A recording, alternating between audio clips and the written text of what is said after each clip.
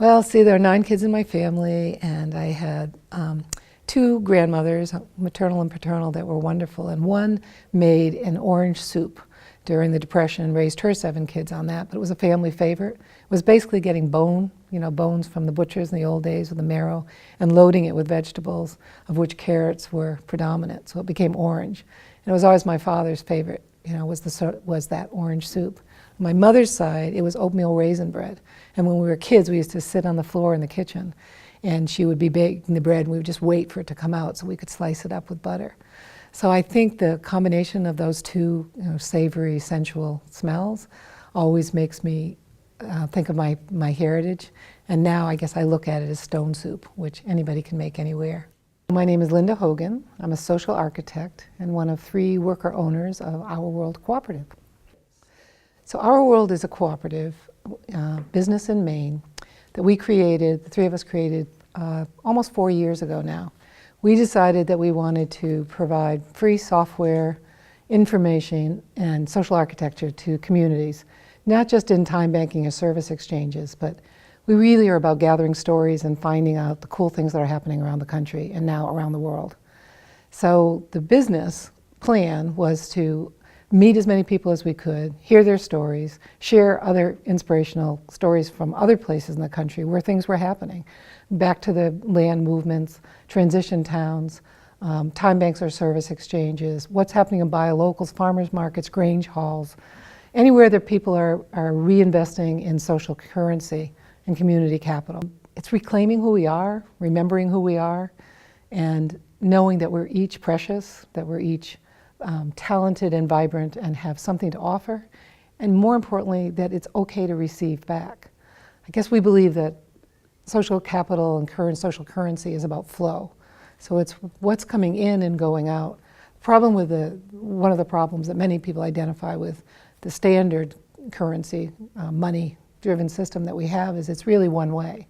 It's intangible, it's a belief system in a piece of paper that says that this is worth X. And it also means that somebody is perhaps more powerful, more than you. We believe that everybody is enough. Well, time banking or service exchanging has been around for about 50 years. Actually, the mother of it is a woman named Teruka Mitsushima from Osaka, Japan. She was a war veteran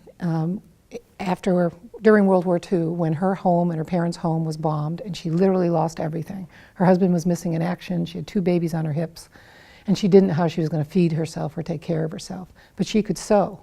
The woman across the street also had children, also was widowed or scared and homeless, and she had food. So the 2 of them decided to exchange. She sewed, she exchanged for food. And Teruka kept that in her mind for years.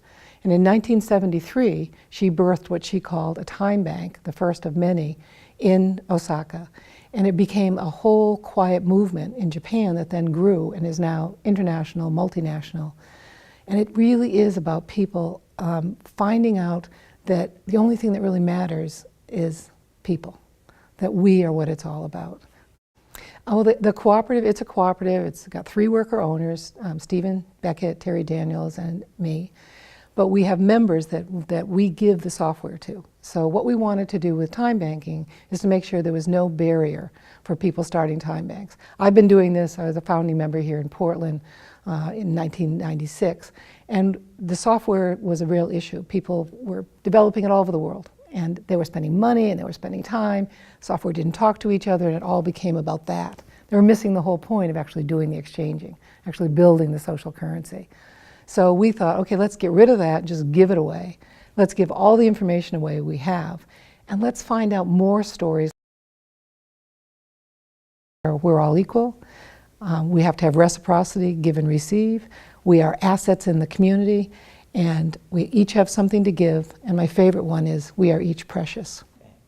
Anybody can join Hour World. You can look us up online, fill out a simple form, and then you can be part of the Hour World movement. You can look on the map and find out if there is a service exchange or a time bank near you. We recommend that you join an existing one. If there isn't one, there are all kinds of steps and information on our website that says gather 12 friends, have a pot of soup or a glass of wine or a cup of tea, sit down, read everything you can. There's all kinds of videos, there's all kinds of articles, and get the fever. Basically get the fever, make it contagious, bring your friends in. And when you're really committed, we give you the software, and we like to train people in groups. There's online videos, and there's also Skype training that Stephen will do, or maybe another person will help you with. And then locally, start exchanging. Just invite more friends, and the steps go on. And eventually, if you want training, we're there to do training for you. It's pretty amazing. In the last 3 years, we now have 21,000 members. We are in about 8 different countries at this time. We have exchanged over almost 1 million hours among all those exchanges. That's pretty incredible, because even if you think of $20, which is a little over $20 is the United Way's rate of service, 1 million hours at $20 an hour, that's social capital that we as people are investing in the places that we live. We're in all states, and we are many cities. There's 188 different coordinators around the country, and it's growing every week. We're putting on new members every week, not only in the United States, but in other countries. Mexico and Canada were really easy, but now TimeBanks UK, which has 30,000 members, has just adopted our software, so they're converting. So that's Northern Ireland, England, Scotland, and Wales. We have inquiries from New Zealand, from Australia, from the Philippines, from Taiwan, and we're working with all of those people. What we're trying to do is, again, remove the barriers. We're converting a lot of other softwares to Time and Talents. So the cool part, the most exciting part, is intertrading. Not only can we do trade within the United States, and first trade in your local neighborhood and then larger and across the country, but anybody that's using Time and Talents that agrees to intertrading, we will be able to trade anywhere Time and Talents is used in the world. My goal is I travel and I love it, so I'm thinking, okay, if I want to go to Scotland, I get myself to Scotland, hopefully frequent flyer miles, and could ask a member to pick me up at the airport, and ask somebody else if I could stay at their home. Maybe somebody tours me about the city or goes hiking or brings me to the coolest restaurant or where there's music or a museum. So all of that for time. In exchange, I could be doing services anywhere in the world for anybody else, because it's not a one-to-one direct exchange. We have been self-funded mostly for 3 years. We've had a few small grants, and we've received some fees for some software development we've done. And also we do receive some fees for training. But our belief in the economic system, okay, and it's real economic justice, is that it's totally upside down, backwards, wrong. The top-down model of paying up, of some senior god or goddess at the top having all the wisdom, all the answers, is just crazy. We believe the wisdom is inside us. We follow the Hopi line of we are the ones we've been waiting for. And when we do our trainings and our work, we believe in circle leadership. So all the information is in the room. We ask people, we facilitate discussions and ask them, what do they want in their community? What do they want to see happen? And how can we support them by giving them connections to other people who do that?